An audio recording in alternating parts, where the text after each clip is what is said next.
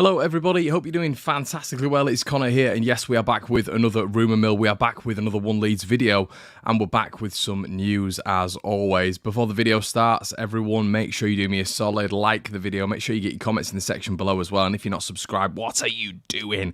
Hit that subscribe button for daily Leeds United content, and if you want to sign up for even more Leeds United content, head over to the Patreon, the link's in the description below. We will be uploading a video today on the striker profile, the striker that I would go for and why I would go for that individual. So make sure you check out the reasons behind that, and I'm going to try to do a little bit of a breakdown on where I think this individual will be able to fit in this Leeds United side. So if that sounds interesting to you guys, if you also want to see a Chelsea breakdown coming on Friday, make sure you head over to the Patreon. I try to get about 2 videos out a week as bonus content. It's like 8 to 10 videos a month. It's a lot, but I really do enjoy doing it, and we've got a nice little community over there. So I'll get into your comments anyway. Afternoon, Connor. How you, mate? Hope you're okay. Greetings, Connor, says Mick. Hey up, Conlad. Hey up, John. Hope you're all good, mate.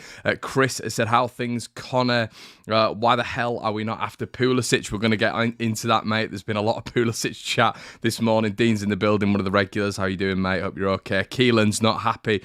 Why can we never do things properly? I can understand that, mate. Maximilian says, hello, Connor. When will we get a striker? Who bloody knows, my friend? Who bloody knows? So let's get into it anyway. Straight off the back, everybody on the Phil Hayes show yesterday. As I preface on this channel all the time, Phil doesn't know absolutely everything. We've had so many breaking news stories come from the continent, you know, where Phil has got it as a secondary source sometimes, but he has confirmed on his podcast this week that it looks like Leeds United are not going to be going in for Ollie Watkins. They made a decision when they were going in for Rodrigo that Rodrigo was going to be the guy who was going to take Leeds United forward instead of Ollie Watkins from Brentford at the time, obviously, and it looks like Leeds United are going to be sticking to their guns in that respect. We all know as well on the One Leeds Fan Channel that we've spoken about it numerous times before, to prize Ollie Watkins away from Aston Villa would be a massive difficulty for Leeds United. You'd expect Villa to want to make money on Watkins as well. They bought him for a significant fee back in around about 2018, 2019. He was a bit of a statement signing as well. I'd have much preferred Watkins over Rodrigo at the time. I was very vocal about it, but it is what it is. We have to roll with the dices. We have to roll with the punches. It doesn't mean anything now. It's completely, it's just hearsay, isn't it? And I wouldn't have expected Leeds United to go for Ollie Watkins because we don't really see Leeds United playing in that market, do we? We don't really see Leeds going for almost proven Premier League strikers and proven Premier League wingers and proven Premier League midfielders. It never really works that way. So, you know, we move on, and that is what it is. You know, Leeds United are going to roll with the punches, as I've said, with Rodrigo, in my opinion. Do I think we'll get a striker in? No, I don't think that'll happen. I can't see us doing it. You know, from the Radrizzani interview we saw as well, or we heard, I should say, it was very much in the sort of you know, the space of we're going to be giving Patrick Bamford, you know, his time to recover, to recuperate, and Joe Gelhart's going to be pushing him all the way. And he mentioned Dan James, he mentioned Rodrigo. I think the club are pretty chilled in that department. I think the club are pretty chilled in the left back department as well when it comes to Junior Firpo. We've mentioned this several times on the Rumour Mill, but it's going to be interesting to see how Leeds United progress on that front. Joe's in the building and says, honestly, it can't be that hard to replace Firpo. I mean, there's not much worse than him, let's be honest.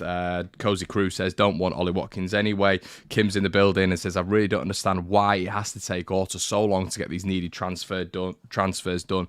What's the hold up? I don't really know, Kim. Listen, mate, I know with transfers it's difficult, but I think the thing which is bugging me maybe a little bit at the minute is the amount of clubs in and around us who are doing business, and it's not seen as pessimistic, it's not negative, it's just factual. Clubs in and around us are doing business and are looking to do business. You know, you look at Everton ramping it up at the minute, Nottingham Forest ramping it up. So it's difficult when it comes from a Leeds United standpoint, because we've just got 2 positions there that we've spoken about multiple times on the Rumour Mill before, that need to be addressed. And if they are not addressed, Leeds are going to find multiple problems this season, as we saw last season when we didn't invest in a central midfielder. We saw huge problems through the central spaces. Some people don't want to admit that. Some people don't want to think to, some people don't want to open themselves up to getting a striker and a left back, because some people just want to almost believe in what the board are doing and just sort of blind faith with the board. And I can understand that, because you almost want these custodians of Leeds United to be able to guide you through these processes, to guide you through the season as well. But we have learned in previous seasons that maybe the custodians of this football club, whilst they care, they might not have got it right on every single decision. And I think if they were to go into this season properly, if we were to get 10, 20 games in to this season without a striker or a left back, I think Leeds United will be facing a whole lot of problems, to be honest. Why are there so many toxic, frustrated fans lately? Yes, we need a striker and a left back, but calm down. Believe in the management. They know what they're doing. Yeah, and I can understand that first pack. Can understand that. That's what I was just talking about with the custodians. As I was saying previously, mate, and as I've said multiple times before, this is just my opinion. It seems like there's a fair few people in the building who share that same opinion as well. So this is more of a forum to discuss those things as well. That's why we do live streams. That's why we try hit 40 minutes when we're doing these live streams, to get through your comments and to see what you guys are thinking. That's why I tried to open up the fan phone in as well, because I want to get what you guys are thinking on air and all this sort of good stuff. So listen, you can disagree with that, you can agree with that. That's what this is all here for. But I can understand, sort of aligning with what the club are doing at the minute, and believing in that is fantastic. I also believe in it. I just think we need a couple more things done, to be honest with you. I'd have loved him. I presume that means Ollie Watkins. Ryan Dudley, thanks for your donation, buddy. I think we'll wait till January, to be honest, and see where we are and do something then if needed. Just arrogance again from the board. I think the thing is with that, Ryan, is just January is going to be a tough market anyway, mate. We saw that with Brendan Aronson in the January window. It all depends on how the players are doing. What club are going to let one of their star players go in January? You're halfway through a season, as Salzburg did with Brendan Aronson, the classic example. When we wanted Shea Adams, I believe it was from Southampton in January, if you remember that, when we went through the striker crisis and we got Jean-Kevin Augustin anyway. Southampton turned around and said, no, we're not letting him go. He's one of our better players at this moment in time. We're not letting Shea Adams go. Leeds then had to go to a little bit of an unknown player in Jean-Kevin Augustin. It's much easier on the continent, obviously. But with regards to Premier League proven players and even Championship players, we saw it, didn't we, last January when it came to Ben Brereton Diaz, who was being touted out for 30 to 35 million quid. That's now been reduced to about 15 to 20 million quid. So the January market is notoriously difficult because, as I've said, clubs just don't want to get rid of their best players. And if they know Leeds are in for the market, let's say hypothetically if Leeds are going through some injury crisis when it comes to strikers like we've seen before, clubs will know that. Clubs will be very, very aware of that, and that is where the price goes up. But that's where contingency plans come in. That's where preparation comes in. And I think that's what Leeds United have just got to avoid. It's so simple. It's not simple because I know recruitment can be difficult. I know that this whole process is going to be difficult for Leeds United. But when you see other clubs doing it, when you see other clubs bringing in players to fight for one position, when you see Neil Maupay, Emmanuel Dennis, and Onyoni for Nottingham Forest all battling it out, what it looks like to be all battling it out for that number 9 jersey, there's got to be something. There's got to be something that Leeds are doing, hopefully. Lloyd's in the building. We need to learn on last year. Injuries, COVID, etc. destroyed us and was definitely a factor for us almost going down. I do think we need cover in all positions, so left back will be good. Got destroyed down the wings against Southampton. Yeah, I think that definitely hurt us towards the back end of that game, didn't it, mate? Jake's in the building. If we don't adjust the way we set up at left back area when we lose the ball, Sunday could turn into a massacre. We beat Wolves, but it was so exposed all game. I think the difficulty with a team like Chelsea, to be honest, Jake, is they're just a really good team. They're a really good team. When you've got Cucurella, when you've got Sterling, these are all wide options, by the way. You've got Cucurella, Sterling, you've got the likes of Callum Hudson-Odoi. You were going to get onto, you've got the likes of Reece James. They're so good out wide that, we know this with Leeds. I think we're going to pick up a fair few wins this season. I don't think, in my opinion, we will go down this year. I don't. Do I think we'll be in a scrap? Yes, I do think we'll be in a scrap. But do I think the club can mitigate against this? Yeah. I think if we address certain positions, I think if we sort that damage out that we do have in certain positions and reliance on certain individuals. I think we sort that out. I think there's a genuine possibility, and I will put my cards on the table now. There is a genuine possibility Leeds United could finish 12th to 13th. That's my personal belief. So that's where, there's no pessimism from my end. I just want the club to do what is required, which is a necessity. The central midfield thing. Everyone last season, loads of Leeds fans saw the shiny, glossy signing of Dan James and Junior Firpo, probably myself included, and almost ignored that central midfield spot that we didn't invest in. We ignored that key cog really in the middle where we probably needed two bodies.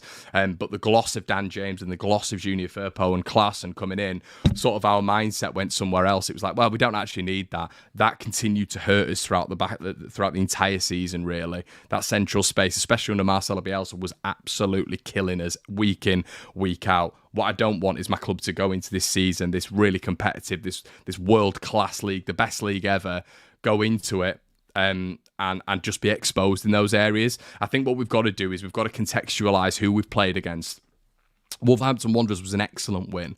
Don't make any bones about that. A really, really good win, because let's be right, guys, we can count on one hand the amount of wins we've got against Wolves, especially at home, probably in the past 10 years. It doesn't happen. We don't have a great record against Wolverhampton Wanderers at Ellen Road. However, what I will say about that is Wolves had a horrific end of season run. I believe they lost the last 7 games. They've now lost against Leeds, so I don't think they've won in 8 games or whatever it is. They drew to Fulham, didn't they, at home? Southampton as well, and this isn't to discredit Leeds at all, but Southampton are horrific. Southampton are a shockingly bad side who, in my opinion, after watching them and after watching them against Tottenham Hotspur as well and the extended highlights and everything, I'm going to make a jump decision now, and I'm going to say that they're going to be in the bottom 3 if they keep hold of Hasenhüttl. So all I'm trying to say is it's a long season ahead. Don't just be fooled. Don't just be taken in by the recency bias. Don't be thinking to yourself, because we've beaten Wolves and drawn Southampton, we've picked 4 points up in 6. It's all hunky-dory. It's all fine. We made the same mistake when we beat West Ham and Burnley. The board made a huge mistake then because they thought, nah, we'll be fine. And we weren't. It was a bit of a blip. Leeds then went into the rest of the season struggling in terms of numbers and bodies in critical positions. So I think it's really key to note as fans, if you want to share this perspective, don't just be sort of in that opinion now because we've picked up 2 positive results that we don't need anything. We don't need to panic. We don't need to panic, but we definitely need to invest. Hi Connor, great show as always. Thank you, mate. Really appreciate that. 580 of you in the building, pal. Really appreciate pals. We'll go plural, pals. 580 pals in the building. Please make sure you like the video, guys. It just makes sure it shows up on the algorithm so your friends and your family can see it and other Leeds United fans. If you don't like the video, it's pointless me doing it, really, because it just never gets shared. So I really appreciate that. Connor, have we received the money from Barca? You wouldn't sell your home without the money first, would you? I wouldn't, mate, but I'm not a football club. We haven't received all the money yet either. Wait till the 2nd of September and we'll see how that plays out. Connor, can't you convince Beckford to unretire? He's got his career now, mate, in broadcasting, so I don't think that's going to happen. But yeah, big lad, big lad. I remember standing next to him. I was like, blipping heck, he is. He's a big lad. Okay, stop the season now. We'll take top 6, definitely. First pack, let me just get some of your... I don't know if you've responded to what I've said, mate. Let me just see if I can see that pink icon of yours, because I said something, didn't I, back to you?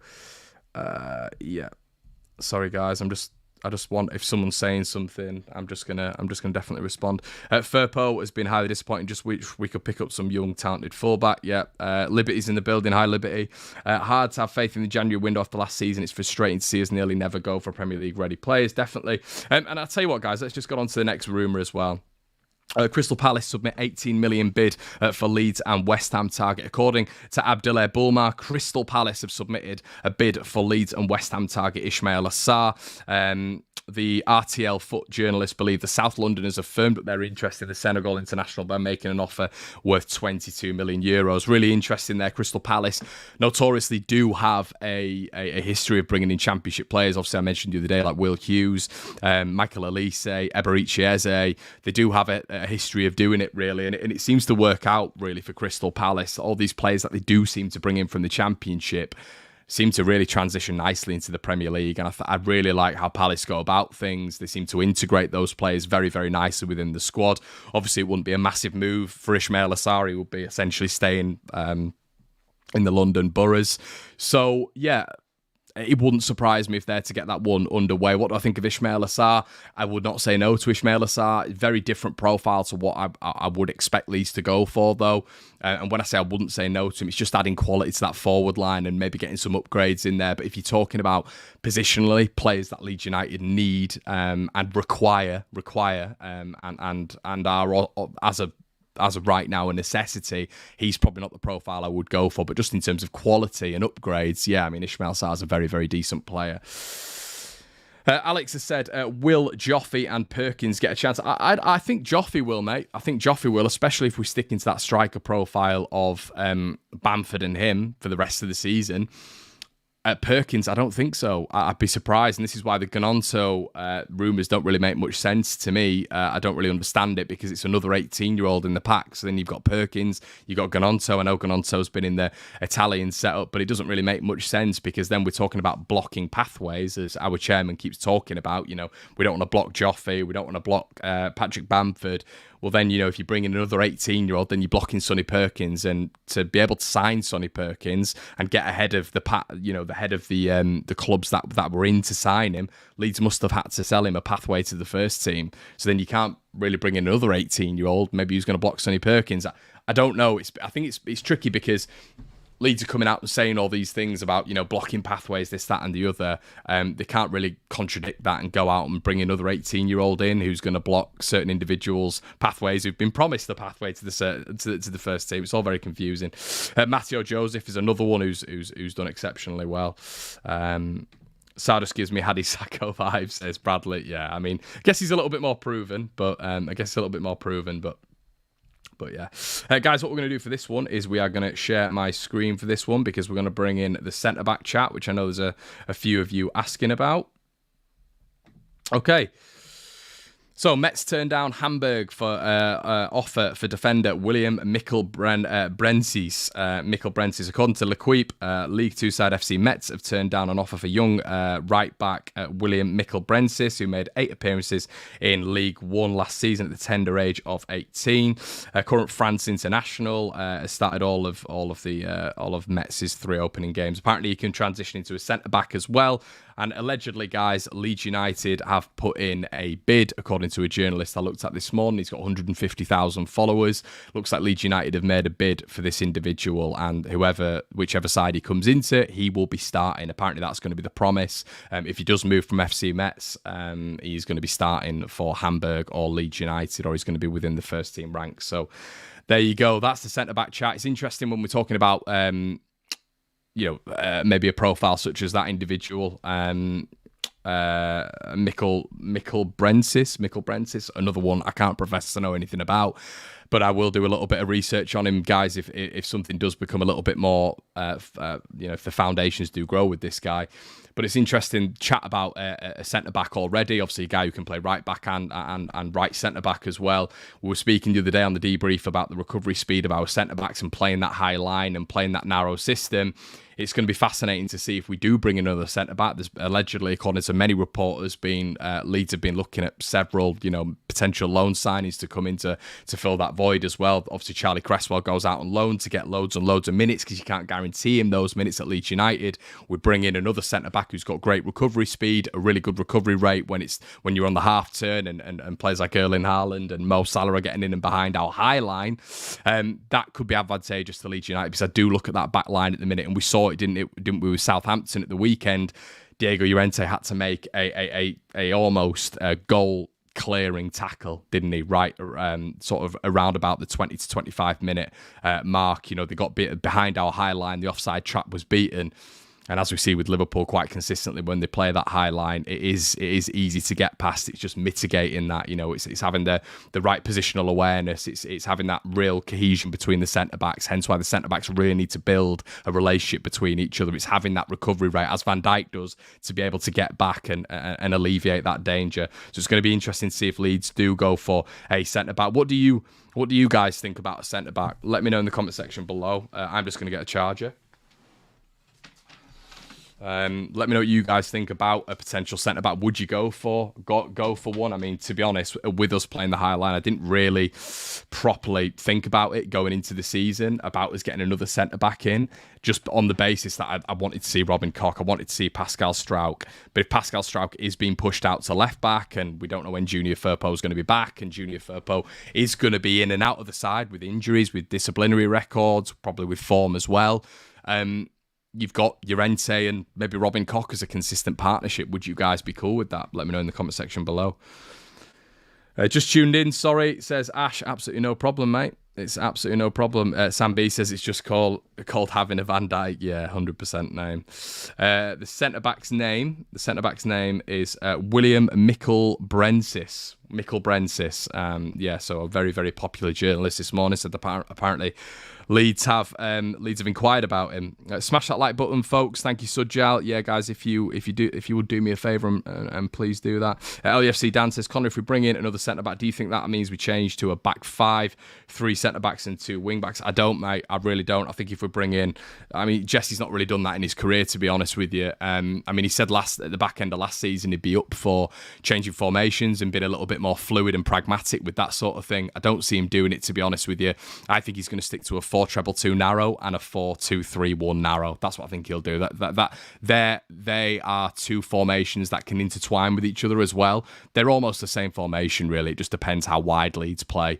And what we've seen in these first 2 games is Leeds playing with a little bit of width when it comes to Jack Harrison. It's going to be interesting to see how we incorporate Sinistera in that. But obviously Sinistera likes to play as more of an inside attacking midfielder. So yeah, fascinating to see that. But I think if a centre-back was to come in, I think that is because maybe Leeds have looked at it and thought on the half turn, when we are playing a high line, we don't have the recovery speed. We don't have the recovery speed to be able to catch some of the centre forwards and the wingers in this league when they break that back line, that high line. So I think you're going to get, if centre back is to come in, I think that's either cover or someone to compete with Diego Llorente, to be honest with you. It's going to be interesting to see how Coops fits in with this as well, obviously, because it is going to be very, very different. You know, under Bielsa, I don't think the line was as high as this. And it did look, from what I've seen so far against Wolverhampton Wanderers, against Southampton, that line has looked very, very high. So then you incorporate Liam Cooper into that back line, and you know, you're probably saying he's maybe the slowest out of Robin Koch and Diego Llorente. So it's going to be fascinating to see how we incorporate that. But maybe there's going to be more discipline with Liam Cooper there, because what you need with a high line is you need organisation, you need orders, and you need a real synergy between the 2 centre-backs. And if you haven't got that, you are going to have to rely on pace all the time, because that back line, those back 2 are always going to be disjointed, and that's where teams are going to break through. Edward Sobel from Club Bruges for left back class. Yeah, it looks like, to be honest, not too Reyes, that Club Bruges produced some real talent, as we saw earlier on. Llorente looks clumsy, says a lot of people. Petition for square pegs, round holes plaque at Ellen Road. Yeah, maybe we'll have to wait and see. Okay, next bit of business as well. Next rumour, I should say. Leeds United are eyeing a Neil Maupay move. I'm fascinating to get your guys' thoughts on this. There's 2 facets of the Neil Maupay move. If Leeds were to move for him, obviously there's a lot of strikers that are available at the minute. On the market. Shea Adams, Ollie Watkins, Neil Maupay are probably the 3 that most teams are looking at the minute. When you look at Everton, Southampton obviously taking out Shea Adams, Leeds, and other clubs there as well. So it's going to be fascinating to see this. But Neil Maupay, obviously, he's got an excellent goal record against Leeds. I believe he scored 5 in 7. He's scored more times against Leeds United than any other club. But he also has a bit of a demonised relationship, a controversial relationship with the Leeds United fans. So let me know in the comment section below if you guys would be willing to bring someone like Neil Maupay in. I would say no, and I think the reason I would say no is because I think years ago Brighton brought Neil Maupay in to be that striker who gave them that end product. You know, you look at Brighton, they're a superb team, excellent team to watch, fast, fluid, dynamic football, a real problem for any team in the Premier League, and I include the top 4 in that. But I think the problem with Brighton for 2, 3, 4 years now has been the finished article in the box. They've been poor. You know, they're not able to finish the dinner. They're able to curate chances. They're able to build up very nicely through the phases, but that finishing touch is never there. And I think Neil Maupay was brought in years ago to fill that void, and I don't think he ever has done. So I would worry at him being at Leeds United, I also would think to myself, is he that combative forward? Is he that physical forward? Leeds are playing a very narrow, compact system now, and there is a lot of direct play. There is going to be a lot of direct play put on Patrick Bamford and Joe Gelhardt and potentially another striker this season. That's why I think Rodrigo will struggle in this system in the long run as a centre forward. I think Dan James will struggle as a centre forward in this system because we don't play to feet. We're not going to be playing to feet, really. You're going to be bypassing the midfield when it's at Leeds' centre backs often, and you're going to be trying to hit the striker, especially when Leeds' press isn't working and we're trying to alleviate pressure, as we saw in the Southampton game. We need players with hold-up play. I'm not really sure Neil Maupay has that. Let me know in the comment section below what you guys think on that one. Defo, no. Oscar says no. Graham, no. Maupay would be a good backup, says Tashin. An impact sub and crowd winder up. Time for him to shithouse for us. Samoke says Watkins is a much better shout, but not 40 million. I can't disagree with that. Michael says Maupay is a good fit. The number of chances we make, especially with Jack, will be good, but we need a Patrick Bamford profile forward. Pat P says don't like Maupay personally. Not an improvement for us other than the body in. Bit of a toxic personality for us too. Yeah, I think it'd be difficult for a lot of Leeds fans to get to get their heads around Neil Maupay, to be honest with you. Happy Kilmore says needs to be a low priority for us. We have in regards to the centre back, we have Strout, Cock, Diego, Cressy on loan. Money is spent better elsewhere. Board needs to stop fishing in the bargain bin and fetch the top shelf stuff. Goodness, that was a tongue twister. Would take Shea Adams over Maupay, says Josh. Can't disagree with that, mate. Cannot disagree. I'm definitely on the Shea Adams hype train. I will always be on the Shea Adams hype train. So yeah, Maupay's not the answer, says Reginio. Maupay rubbish. Ivan Toney would be absolutely class signing for us. We would only get him if they went down, though. That's the thing, JP. I've seen this, and Sticky's bang on here, and it sort of aligns with your comment. We can't get top shelf stuff, lads. We stayed up on the last day, and I have to agree with Sticky. This is the thing. Ivan Toney is not coming to Leeds United. We've got to know where we are, everybody. This is lower expectation, unfortunately, and this is where I get called negative, because some fans genuinely believe that Ollie Watkins coming to Leeds United and Ivan Toney coming to Leeds United is a genuine possibility. This is where some fans think that Leeds are. We're nowhere near that bracket. Realism, dose of pure reality here. And that's not me saying my opinion is over anybody else's, and that is realism. It's just taking a step back. It's looking numerically at where Leeds have finished. It's looking at the quantitative data from last season at where we finished. At the bodies that that we've lost. That unfortunately players around the world will look at and say that Leeds have downgraded, and will say Leeds are still in a relegation battle because they've lost Rafinha, they've lost Phillips. You've heard it all over the spheres, the outlet spheres at the minute. It's everywhere. Sky Sports, TalkSport, all that sort of stuff. There's a general feeling that Leeds have got weaker, which we all know that we haven't. Well, some might think that we have, but I don't think we have. I think we've built the foundations nicely. But what I'm trying to say is selling Leeds United as a profile to a good Premier League player is difficult at the minute. It's very, very difficult. Why would you leave Brentford to come to Leeds United? That's my question to you guys. Why would you leave Brentford at the minute to come to Leeds United? Why, if you're Ollie Watkins, would you leave Aston Villa when you're starting to come to Leeds United? And that is not a shade thrower on Leeds United. I'm a massive Leeds fan. I love my club. There's got to be an objective view. Try to take the bias away from it and have a really objective, factual view on things. It's going to be difficult for Leeds to attract a player like Ivan Toney. As JP quite rightly said as well, only if they went down. But I don't even think if they went down, Leeds would go for him. I think you'd still have bigger and better clubs going for someone like Ivan Toney, unfortunately. Yeah, and Gabe just says you wouldn't. Let's have a look.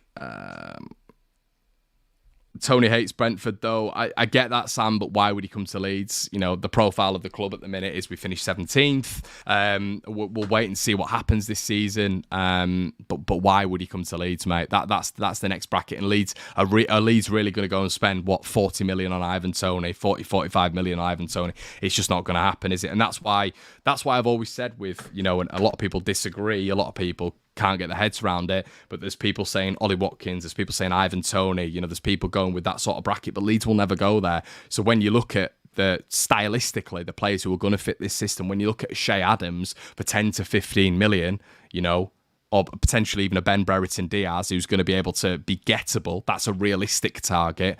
Someone who can actually hold the ball up as well in Ben Brereton Diaz when you look at his physical attributes. And when you look at someone who can play along the front line as well in Ben Brereton Diaz, a little bit of a risk, but someone who's definitely gettable for Leeds United. You look at that next bracket probably, which you would classify Watkins and maybe Ivan Toney in. Leeds aren't shopping in that market. They're really not.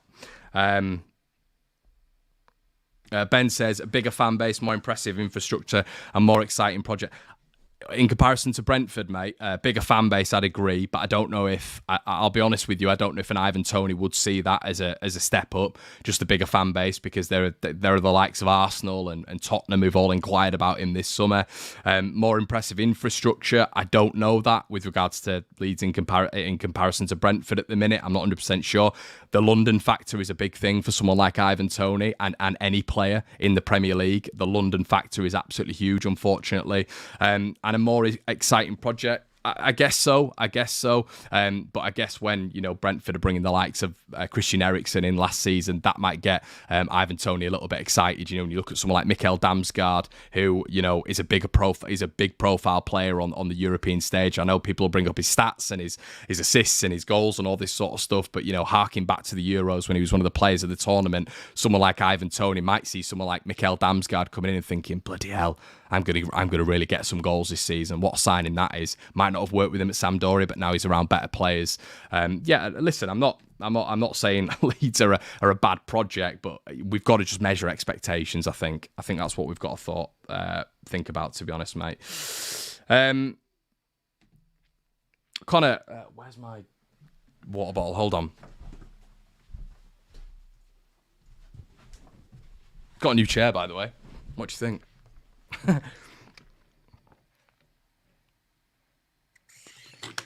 Match on together, Oscar. Do you think that Sinisterra will play up front with Harrison on the left, Rodrigo centre, and Aronson on the right? I don't, mate. No. I think what you're going to see is you're going to see Rodrigo up front. I think you're going to see Harrison on the left, and I think you're going to see. I don't know about Sinisterra, because Sinisterra likes to be on the left, doesn't he? I don't think you're going to play him up front. We'll have to figure that one out actually closer to the time. Bring back Mirko Antonucci. Yeah, definitely. Okay. What's next? Interesting about Neil Maupay there. Really, really interesting. Okay, next on the meal. Leeds United news. 10 million bid made for White's target. Is Chelsea willing to listen to offers? Leeds United have reportedly received a boost in this attempt to land one of their key transfer targets this summer. Now, this is an interesting one. Hello, Americans. Hello, just general Leeds fans, American Leeds fans, and just everybody in general. This is gonna get American Leeds fans very excited. Chelsea winger Christian Pulisic is a reported target for White's manager Jesse Marsch as he looks to strengthen his squad over the next fortnight. The USA international has struggled to find regular game time under Thomas Tuchel and has played just under half an hour during the Blues' first two Premier League fixtures. That followed on from making just 21 starts in all competitions last season, and his chances of securing a place in Tuchel's side were further hampered by the arrival of England winger Raheem Sterling last month. America. What do you think? Now, listen, I know the American fans are going to be going nuts, and I do love it. I don't think this one. I mean, if we're to get him in on loan, maybe a view to a permanent. I 100% think Jesse would love this one. I mean, I've seen him before talk about Pulisic in a couple of interviews, and he absolutely loves him. So there'd be a lot of clarity there. I wouldn't mind this one. Is it what Leeds need? No. Would it frustrate a lot of fans? I think it would. If we're not to get in a striker, and if we ignored the left back scenario, is this a smart move? Is it a smart move for Leeds United? I understand Pulisic's agent. He'll be wanting him to get minutes, obviously, to get for the USA international team, of course. But just in general for his career, he's only a young lad. But I would like Pulisic. I would. I think he's a good player. I think he's a really, really decent player. I think when given minutes, when given time, there's no doubt in his quality. He's played with Dortmund. He's played with Chelsea. Very, very high reports after him. I think he's tailed off a little bit, don't get me wrong, but that's what happens when you don't get minutes. I'll be fascinated to hear what you guys think in terms of would you like someone like Christian Pulisic? I guess it comes back to the thing again where Leeds may have a slight advantage in this one, just on the basis that we have the American contingent, don't we? Jesse Marsch, Tyler Adams, Brennan Aronson. What I would say is, once again, are Leeds able to do something like Christian Pulisic? I don't think so. I think the wages will be through the roof. I think you're going to get teams on the continent looking at him, top European teams. Once again, can Leeds compete with that? Can Leeds really compete with that? And a lot of people say, Connor, look at Charles de Ketelaere, and I can understand that. I really can understand that. But someone like Christian Pulisic, who's already proven, he'll already be on a ridiculous wage. He's already on the global stage when it comes to a profile of player. De Ketelaere is a little bit more of an unknown. This one, I think, will be very, very difficult. Very, very difficult for Leeds to get over the line. I just don't think we have the profile again, unfortunately. And this is where it's not the bargain basement at all. It's not the bargain basement, but Leeds need to be shopping in a different market to your Christian Pulisic's, your Ollie Watkins, your Ivan Toney's. Unfortunately, it just is what it is. Gabe's in the building, American himself. Pulisic isn't coming to Leeds. He's been lined up to Newcastle, Man United and Juve. Leeds need a striker and left back, not another winger. Love him, but no, I completely agree with that, mate. I think I'd be a little bit more annoyed at that as well, because you feel a lot of Leeds' financials would have to go into a Pulisic deal. Even if it was just a loan, Leeds would have to pay a significant loan fee. And if the financials are a problem, it's what we've done. It's what's been a problem over the past couple of years, isn't it? It's where a position needs to be addressed. There's an argument left back should have been addressed last season as well, with the Firpo signing and then another signing off the back of that, because Stuart Dallas wasn't a left back. Or isn't a left back by trade, but then you also needed to bring in a central midfielder. Leeds didn't do that, so we ignored that, and then we brought in a winger in Dan James, which was just so random because Bielsa had always liked him. So I think Leeds fans would be very, very upset if we were to not bring in a left back, not bring in a striker, and just bring in another winger. I just don't know if it'd be a decent one, to be honest with you. JP says, the Pulisic rumour is just lazy journalism making up stories just because he's American, not to mention Somerville will be fuming, signing a new deal and it puts him further down. Very, very true. If we are going there, let's go for Anthony Robinson, USA left back. Let's just get the entire US national team, shall we? Yeah, the Pulisic link, a lot of people are not believing that one, which is fair enough. I just thought it'd be interesting because there's the American market there. It'd be interesting to see if Leeds would actually even inquire, approach him. It wouldn't surprise me if Leeds were to just put the feelers out there, but in terms of realism, I'd have to agree with you guys. I don't think this one will be done. Sources, Leeds United submit a £3 million bid for George Hall. Leeds United have had a £3 million bid for Birmingham City sensation George Hall rejected. Sources have told Football Insider. The Premier League club have made a move for the attacking midfielder who's 18 in the final fortnight of the window. Listen, it's great that we're bolstering the 21s. That's fantastic. But you look at Gononto, who I know has broken into the Italian side, but there is no doubt he'd be going into the 21s to start. You look at someone like George Hall. Obviously, Leeds have to bolster their under 21s consistently. But I would like a little bit more focus on the first team. I know we've got the academy thing coming out on Amazon, haven't we? Which is fantastic. It's great to see. Listen, Massimo Cellino absolutely ignored the youth setup. Everybody, every owner that we've had for the past 15, 20 years has ignored the youth setup. So it's great that Leeds are putting time, money and energy into it. I just would rather us be focusing. There's a lot of rumours on the mill today about Leeds bolstering that under 21 setup, which is fantastic, but it seems to be this every summer, doesn't it? Leeds bolstering that, and at the minute, Leeds for me just have to be focusing on first team additions. And can we multitask? It doesn't seem like it when it comes to transfers.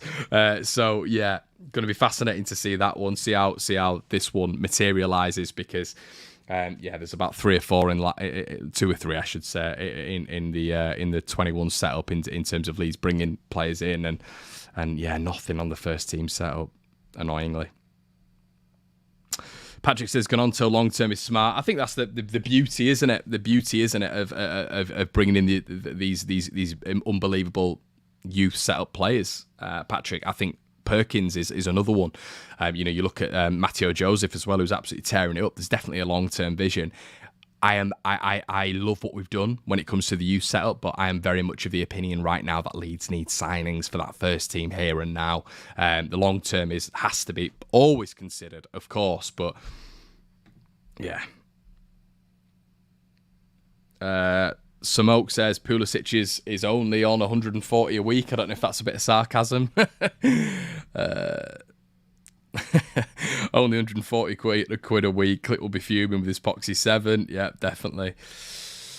Liberty, again, is saying if we spend too much time on these unrealistic deals bound to fall through, then I think we will struggle to sign a striker, left back, and be in a difficult position. The under-21s are bursting with talent already. Yeah, and they were unlucky last season as well, because obviously Leeds had to literally kept bolstering the first team with under-21 setups, coming in and filling out the bench, which is what we can't have this season. And I don't think we will have this season, with the likes of Coops, Adam Forshaw, Luke Ayling, Cody Drame, Joe Gelhardt, Sam Greenwood on the bench, which is looking a lot healthier. So that's positive. But I do still think the squad needs a hell of a lot of reinforcement in some areas, to be honest with you. Joe David has said that I think if we'll get a left back in, we'll be okay. 13th, 14th finish. Hey, Joe. It could be Joe and David or just Joe David. I agree with you, mate. And it's the funny thing, isn't it? Because what did I say at the start of the window? I said at the start of the window, you bring in 8 bodies, and everyone was like, 8 bodies? How are they going to be transitioning into this lineup? How on earth are we going to do that, Connor? How have we got the money? You're being arrogant. You're not thinking about it. You're being naive. But really, we have brought nigh on 8 bodies in anyway. When you look at the under-21s as well, when you look at players like Sonny Perkins, when you look at other individual, Matteo Joseph, if you've taken into consideration his latter part at Leeds. But we've brought that in already. But when you do look at bolstering the squad and the fact that we need 5 subs, 5 subs are going to be in consideration this season. It's really not that difficult. It's really not that difficult to be bringing in and transitioning those amount of bodies into this first 11 and just the first squad, for match days. I think we still need, as I've said multiple times, I think a left back comes in. I think a striker comes in. I will be sat here beaming. Absolutely beaming. And that's why I don't understand how it can be negative, because all I want is 2 more signings. The experienced goalkeeper they did, over the moon with that. Joel Robles, fantastic. 2 more signings, and I will come on here and change my prediction. Dependent on who we bring in, obviously, dependent on who we bring in, I do have to say that. But my season predictions will change. What I'm seeing at the minute is, why spend all of that money? Why invest in the squad like we have done if you are probably going to limit yourself to a 15th place finish? That's my opinion. Because you're not going to have a backup striker, and you're going to have holes at left back, and you're going to see Pascal Strout continuously get exposed and not be playing in his best position.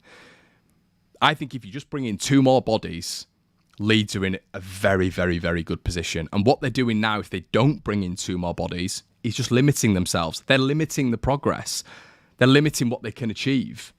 And that's why I don't really understand it. That's why I think a lot of Leeds fans are frustrated with it, because it was probably really similar to last season, where we probably needed a couple more central midfield bodies in, and then the ceiling would have been a lot higher, obviously, than 17th. But at the minute, the problem is we will have a glass ceiling. We will have a ceiling that we just cannot get through because of the personnel in the side, because Patrick Bamford will not get to 20 games this season, in my opinion, and Joe Gelhardt is going to continuously have problems, and Rodrigo's not going to be consistent up front, and Dan James doesn't want to play up front, as he said multiple times. So, and left back Junior Firpo, in my opinion, you're on my channel, it's my opinion, for me will just be Junior Firpo of last season, and the reliance will be too heavy, the burden will be too heavy on someone like Pascal Strout. So, just 2 positions. That's it. That's all I'm asking for. That is all I am asking for. But yeah. Gotta bring back Charlie Taylor and Chris Wood. Don't think so, mate. Don't think so. I told you there's now, unfortunately, on this page and social media, people get really, really upset on social media. But there's buzzwords there's names that I can't say anymore. Sanderberger, can't say his name anymore. Charlie Taylor, have you noticed I've just stepped off the gas with Charlie? No point. People get too upset about it, and it's getting that way with Shay Adams. People do not like it. So I'm just waiting on to see what Leeds do. A lot of people talking about Dest as well. I don't think Dest really makes sense, to be honest with you. Eric said if we can get a left back and a striker, we will be okay. 9th, 10th finish. But yeah, I don't think that's out of the realms of possibilities. Like, I don't.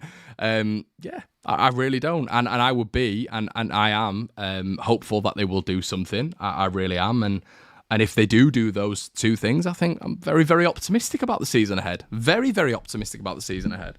And I think, even just consolidation in the Premier League will be a good season for Leeds. And I think with what we've done, it will be enough. But I don't think the board want just enough. Because when I'm talking about enough, I'm talking about staying in the Premier League. From what we heard from Andrea Radrizzani, he wants 10th to 14th. So his dreamboat scenario is Leeds just 7 places with the current squad. I think that's slightly unrealistic. That's his dream scenario, and that's what people have been telling me on social media when I said 10th to 14th was a little bit unrealistic. I don't think 14th is unrealistic, but I still think it's looking up. I really do. With the squad makeup right now, I just think we're still too thin. And yeah, the Wolves game, Southampton game, absolutely fantastic. But there will be much, much tougher tests to come than those two. So it's going to be interesting to see what Leeds do. If we have to see Dan James at false 9 again, yeah, it just can't happen, mate. Just can't happen. Still going to lose every game. We won't, mate. I'm terrible. Do you want to do it, Jordan? Honestly. My score predictions are terrible. I always think I've got it nailed on. And do you know why? It's because I always need to make up ground with Brownie and KG on the debrief. If you don't know, we have a prediction league, everybody. And mine haven't been great for the first 2 weeks. But what I will say, Jord, is I have said, mate, at the start of the season, I think Leeds will have a slow start and get into it. That's what I said. So I'm sticking with what I said. I am sticking with what I said, but I guess now we've kind of had a good start, so I can't really say that. But I did say in the first sort of 10 games, it's going to be a slow start for Leeds, then it's going to get better. So I'm just sort of aligning with what I've said in terms of my score predictions. But yeah, pretty interesting score predictions from me, definitely. Michael, I've gone over, 48 minutes. What on earth? These used to be 10 minutes long. Haven't Leeds learned anything from last season? We've got problems. Stop leaking goals easily in a striker that can replace Bamford. Yeah, you could be right, mate. Keep predicting losses, Connor. It's worked well so far. In all fairness, I need to stop doing that. I'm just really competitive, so I want to win this league against KG and Brownie. So that's what I want to do. So I always think, my realistic head, Leeds are going to lose that game, and they're going to lose that game. They'll win that game, but they'll lose that game. But I just need to be positive all the time. I should just go for Leeds wins all the time, really, and maybe that'll be the nicest way to go, and maybe you guys will like me a little bit more. After 2 years, I finally caught a live stream. Is this your first one, mate? Bloody hell, fair play to you. It's impromptu, so it won't be your fault. No, don't stop. We'll break the spell. Charlie Taylor is not class. Yeah, I wouldn't say he's top class, to be honest. I don't think Charlie's top class, I will say that. James says Luke Thomas and Ben Brereton Diaz will be decent signings. Yeah, Luke Thomas is a really good shout. Connor, where did you get your Thistle Hotel top from on the Sky Show? I think I just got it online, mate. I think it's just a retro Leeds tops. I think I spent about 60 quid on it, to be fair. But I do love my retro tops. I'm not getting that mouldy cheese monstrosity I've seen. If we can even put some pressure on Chelsea, try and have a competitive game, even if we come out with no points, it'll be a huge confidence boost for the lads that can compete. Yeah, battling 2-0 loss. I mean, that sounds mental, doesn't it? A battling 2-0 loss, but that I think a lot of Leeds fans would be positive at that. And unfortunately, the top 4 is just so far away from us now. It's so far away from us that, the money that they can spend, the personnel that they've got in, getting a result, getting a win against any of those top 6 is just so difficult.